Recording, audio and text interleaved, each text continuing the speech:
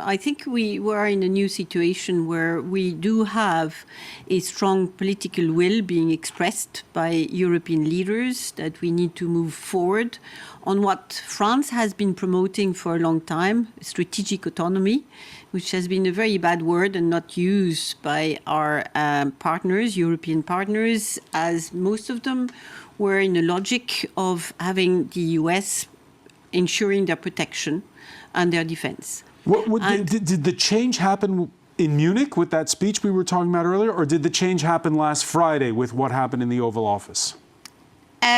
Well, just so much is happening every day that I think it's accumulation of all of that. But there was indeed in Munich a kind of a wake-up call that we should have had indeed in the first Trump mandate.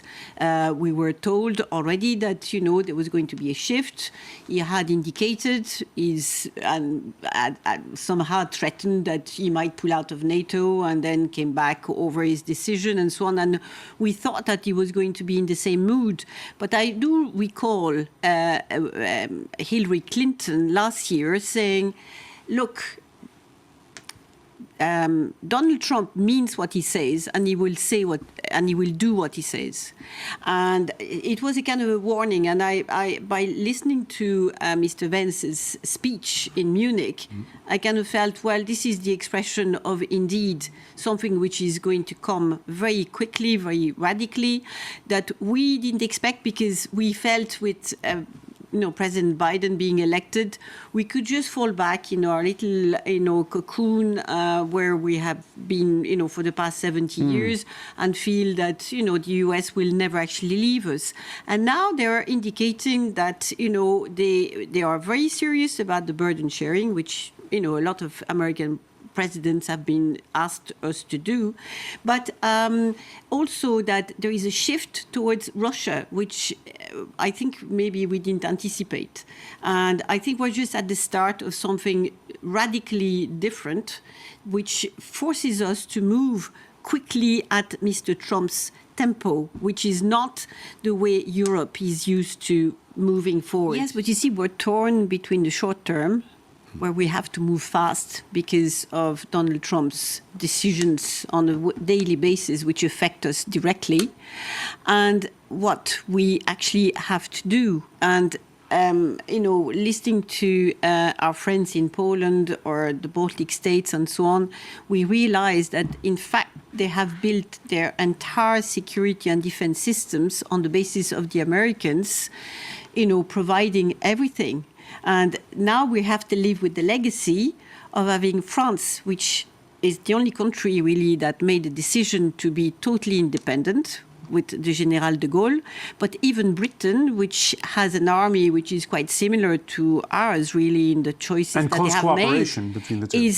is very dependent on the United States. And now there's a realization indeed that all these materials, if tomorrow, and we go as far as maybe Donald Trump passing a non-aggression pact with Vladimir Putin, why not? After all, we never thought that, he would want to claim having Greenland and Canada as part of the United States, and yet he's, he's kind of, repeating that he wants to take over these countries.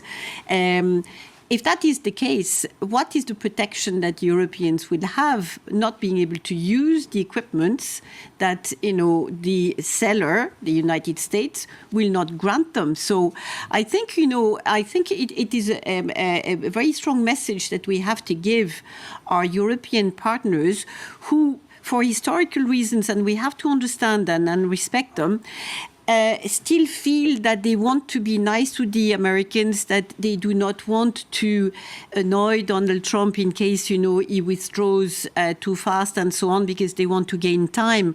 But I think, they have to get the message that if they continue purchasing American equipments, if the taxpayer money in Europe is to go simply to boost the American industry, we will never move forward, and we will be so vulnerable that indeed anybody will want to take over, Europe will be able to do it in the future. Yes, Poland is the country which is making the biggest efforts in terms of investments and budgetary, increase in defense.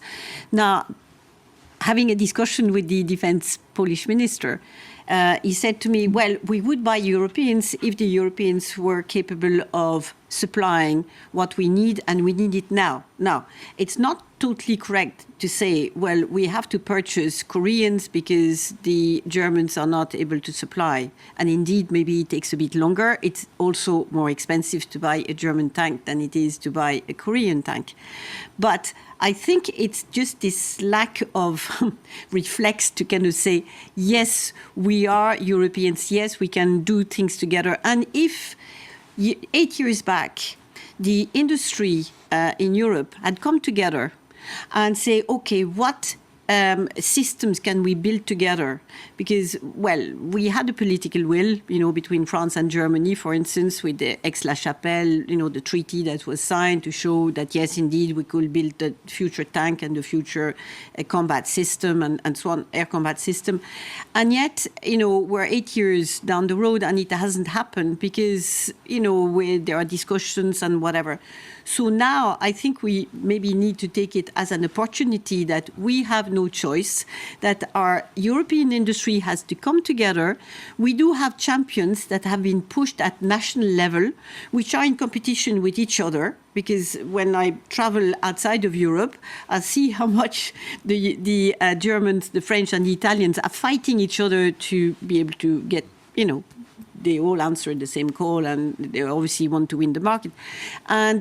And then it goes to Korea or Turkey or whatever, because they've been fighting so much against each other. And if we had this kind of European idea that, yes, we can have champions at European level, and I agree with what the General was saying earlier, it might work, but it will take time. And I understand fully that Poland is caught between, we want things now, and therefore we keep purchasing Americans because we feel, we are going to keep them appeased and so on.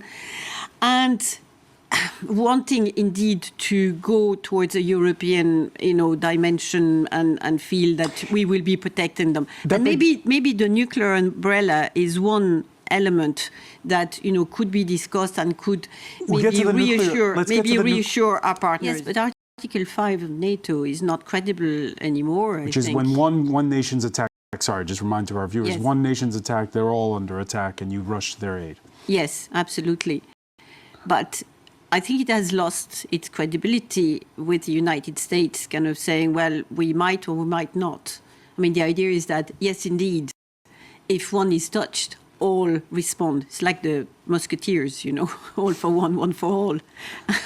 But if there's one missing, then the whole thing collapses.